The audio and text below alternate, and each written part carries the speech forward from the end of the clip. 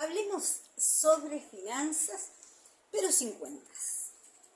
En estos videos en los cuales estamos charlando sobre las paradojas de mi último libro, Rica por un día, que te invito a que lo puedas adquirir, porque es un libro con un contenido de mucha actualidad, muy útil para los momentos en los cuales la humanidad está transitando. ¿Por qué? Porque te ayuda a revisar todo lo que es analizar economía y finanzas, pero sin hacer cuentas. Eso que a veces a muchas personas embarulla y que confunde y que aturde. Bueno, analizamos todo lo que es economía y finanzas, pero sin cuentas. Bueno, a propósito de eso yo te quiero comentar algo que es sobre capitales relativos. En este libro aparecen 8 capitales relativos, ¿sí? Relativos en el sentido de relativos a. El primer capital relativo es el relativo a la libertad. Capital relativo a la libertad, es decir, que se refiere, es relativo a la libertad. Porque la libertad es el primer rasgo que nos define como especie, ¿sí? Bueno, sobre esta paradoja o sobre este capital relativo que estamos usando en todas las paradojas de este libro, es muy interesante señalar que hoy por hoy se está promoviendo todo lo que es un partido libertario, es decir, se lleva al plano de la política este rasgo, este capital, este recurso con el que cuenta el ser humano. La libertad refiere más que nada a la responsabilidad, es decir, ser libre de responder. ¿Por qué? Porque con la respuesta que damos ante las situaciones estamos generando, estamos creando realidad. Entonces, es muy importante tomar conciencia de esto, en vez de ocuparse tanto de la alfabetización y de las cuentas y de los conocimientos, simplemente tomar conciencia, ¿sí?, que es algo diferente. ¿Cuál es la prioridad de un libertario, de una persona que tomó conciencia de que su primer rasgo, que lo define como especie, que lo hace digno de llamarse ser humano, es decir, el rasgo número 1 que le da la posibilidad de llamarse ser humano, es la libertad? ¿Cuál es la prioridad de un libertario? Bueno, la prioridad de un libertario es generar cambios, y cambios drásticos, y cambios profundos, porque la persona que se asume como persona libre y que se asume como persona libertaria, es decir, persona que practica esa libertad y que la defiende y que la promueve y que la desarrolla y que lo realiza como individuo, está permanentemente realizando cambios drásticos, cambios profundos, porque necesita justamente crear la realidad. En la era industrial, y fíjense qué interesante, porque en la era industrial estaba todo enfocado hacia estudiar y estudiar y estudiar y estudiar. Sin embargo, en esta era todo está enfocado hacia el aprender.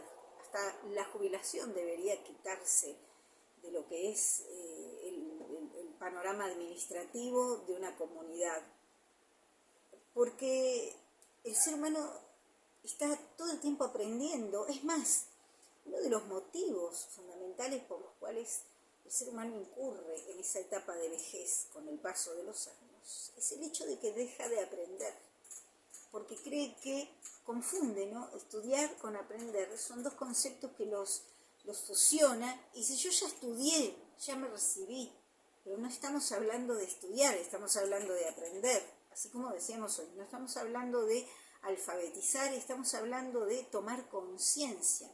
Entonces la jubilación es algo que en esta nueva era en la cual estamos incursionando, la cual estamos transitando, comenzando, la jubilación es algo que debería desaparecer, y estoy absolutamente segura de que la longevidad, la expectativa de vida sería muchísimo mayor.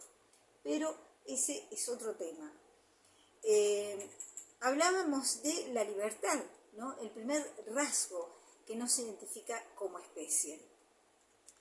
Bueno, la libertad nos va dando la posibilidad de responder frente a esta existencia que tenemos los seres humanos en esta especie humana.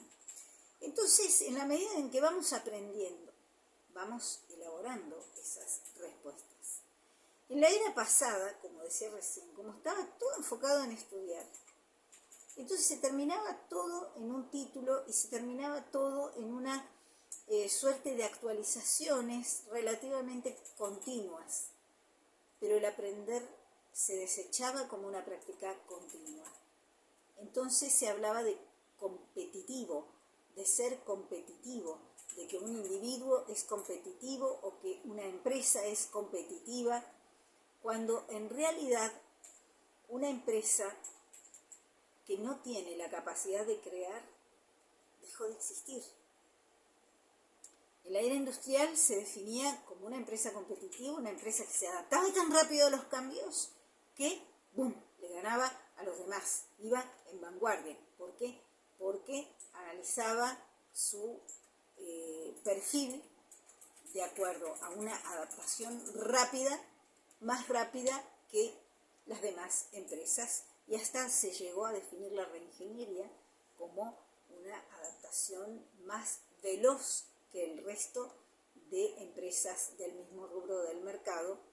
Entonces, es muy importante darse cuenta de que la reingeniería va mucho más allá de adaptarse rápido a los cambios sin perder la identidad.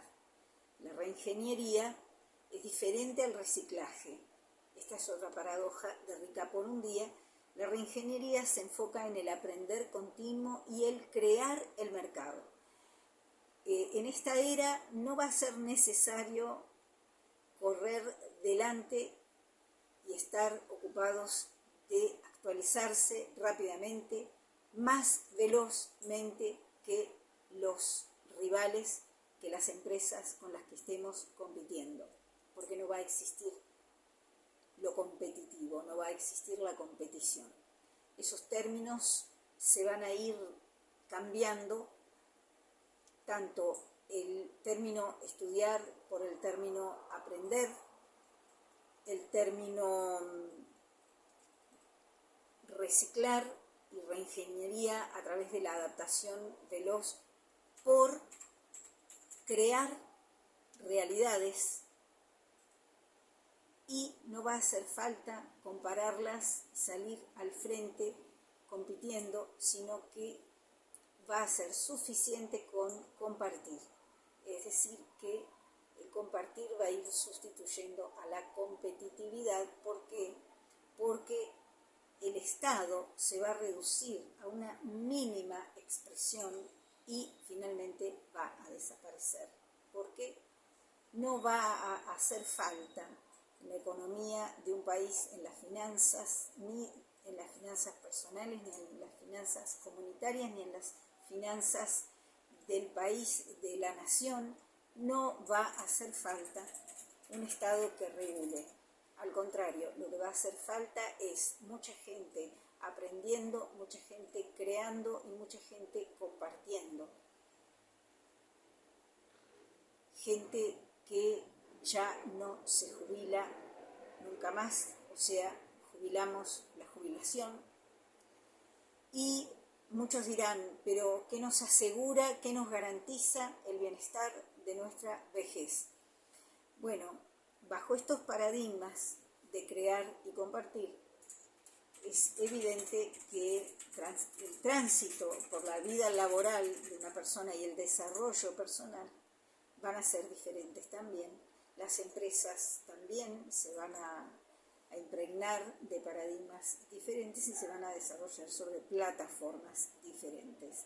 Entonces es muy interesante esta nueva era en la que estamos transitando, y es muy interesante relacionar lo que es el primer capital relativo a la libertad, que es el recurso magno que nos caracteriza como seres humanos y que nos impulsa a empezar a transitar esta nueva era en política también, que es a través de los libertarios, es decir, las personas conscientes de ese rasgo primigenio, de ese rasgo digno de identificarnos como seres de la especie humana, seres libres.